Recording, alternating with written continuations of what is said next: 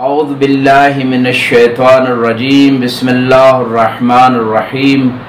الحمدللہ رب العالمین، والصلاة والسلام علی اشرف الانبیاء،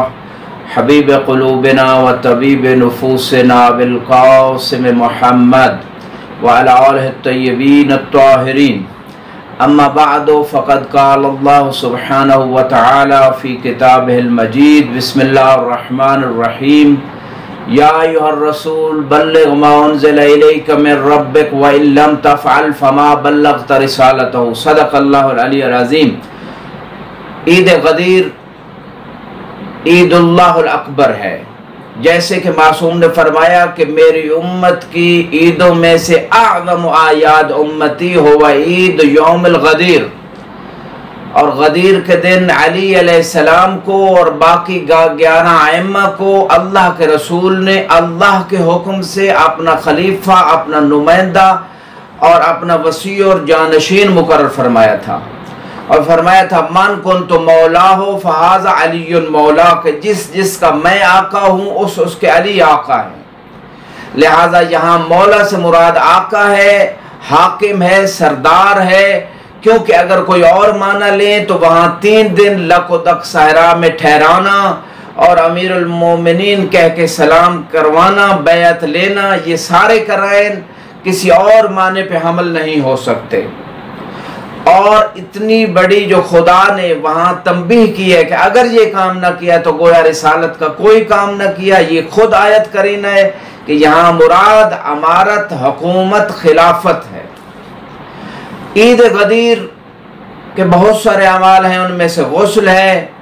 امیر المومنین علیہ السلام کی زیارت ہے، اور عظیم اعمال میں سے اس دن کا روزہ ہے۔ سال میں 4 دن ایسے ہیں جس میں روزے کا بہت زیادہ اجر ہے، چاہے آپ قضا کی نیت سے کوئی کسی کے ذمہ ہے تو روزہ رکھے،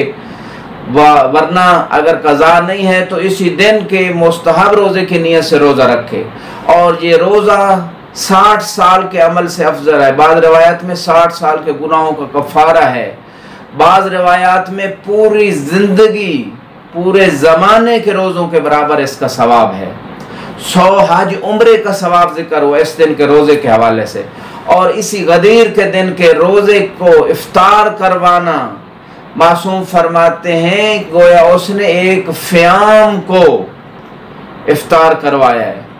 اور 10 مرتبہ فیام کا لفظ استعمال کیا، اور فرماتے ہیں فیام سے مراد 1 لاکھ لوگ ہیں، اور عام لوگ نہیں، نبیین، صدیقین، شہداء کو،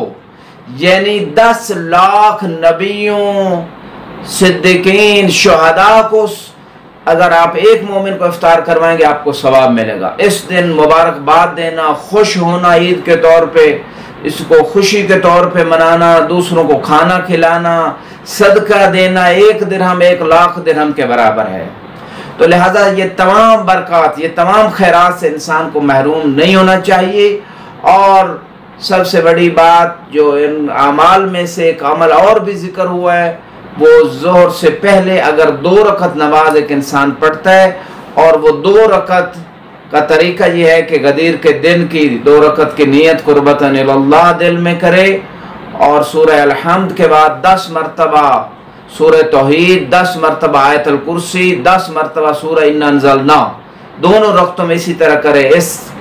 نماز کا اجر جیسے کہ مفاتیح الجنان میں ذکر ہے، اس کا اجر یہ ہے کہ گویا اس بندے نے 1 لاکھ عمرہ کیا ہے، 1 لاکھ حج کی ہے،